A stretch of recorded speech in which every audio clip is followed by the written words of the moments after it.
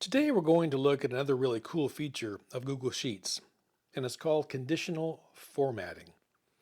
And it's when we analyze data by placing certain conditions on that data, and then we format the data in such a way to where it can be easily noticed based upon the conditions we've placed upon it. If that sounds confusing, it's not. Here's how it all works, okay? Here we have a sample spreadsheet here. Over here we have a list of students and their names. Column B, we have their grade level. In column C, we have a test. And column D, we have dates. So we're going to pretend that these students were taking an online test and that the online test was due on June 1st, 2022. So with that criteria, let's kind of see how conditional formatting works. Okay, here we go. First, let's look at the test.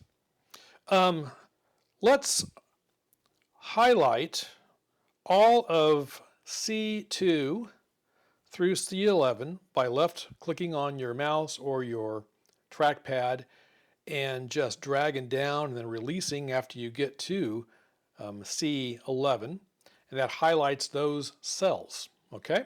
Next, we go to Format.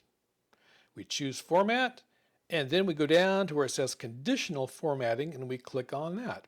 And then you notice over on the right-hand side, you have this dialog box that comes up with Conditional Format Rules. We already have in here a range of cells because we already highlighted those cells, so they're automatically put in there for us. And the format rules for this one, as we choose the drop-down menu, is we're going to make this one less than a certain number. And for this test, we're going to say the number we're looking for is a C. So 70 is the lowest C you can possibly have, so anything lower than a C is going to be formatted in a certain way based upon what we want. Let's say that we want anything less than a C to show up in red, okay? Red text. So right here where the text icon is, we're going to select that and choose red. And then here where the fill is, we don't want a fill, so we're going to choose it and say none. And then we're going to choose the done button. And notice now that all of the test scores that came in less than 70 are automatically formatted with red text. That's pretty cool, huh? Let's do another one. Let's do the date. Remember that we said that this test is due on June the 1st, 2022. So, what if the test came in late? Well, again, let's highlight these cells and let's add a rule to these. We already had conditional formatting open, so we're adding a rule. We have these cells already chosen, already highlighted. And this time the formatting rule, as we choose this drop-down menu, is going to be that the date is after something. And we have some different ones to choose from. If we choose the drop-down menu underneath where it says date is after, right now it says today, or it could be tomorrow, or it could be yesterday, or it could be an exact date. But we want an exact date.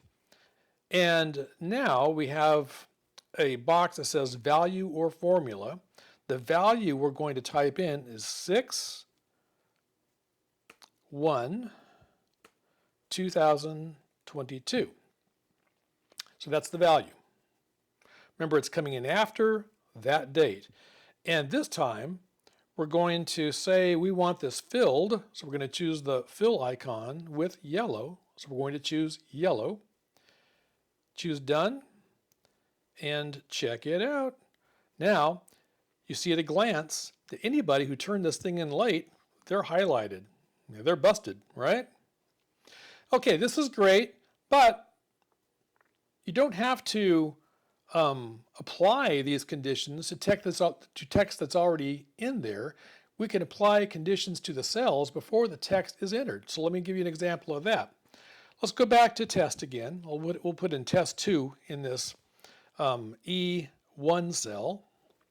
And so they're turning in another test. Let's put some conditions in here because we haven't actually given the test yet. And we have them highlighted, those cells from E2 to E11.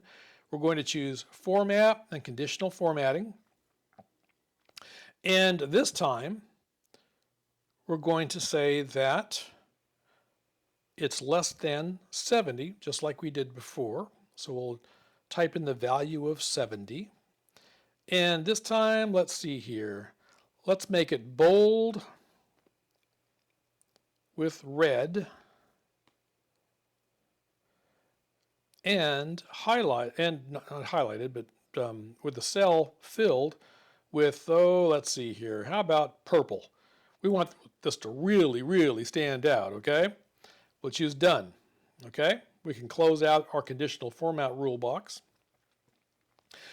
Nothing in there except the conditional formatting rules are. So let's put in some hypothetical test grades, okay? And let's see what happens. First one did really well with 100. Second one pretty good with an 86. Then a 72. Then a 69. And then a 40. And then a 99. And a 25. And a 88. Another 100. And a 90. Okay, so all of our conditions are met. The only thing I would do differently to this is our highlighting in that bright neon violet kind of hides the red text, doesn't it? So I would have changed that to something different. Let's see if I can change that condition real fast so we don't hide our scores so much. Conditional formatting. Let's open it up. And this time, instead of that neon violet, let's just change it to a nice, soft, muted green, okay? And choose done. There we go. That looks a little bit better, doesn't it? What you see now is the cells are highlighted in green, the print is in red, and the print is also bold because we set all those conditions, okay? So that's what conditional formatting is all about. It lets you analyze data at a glance without having to filter, without having to sort, just kind of see at a glance what's going on with the data that you have. So I hope this was helpful, and I'll see you next time.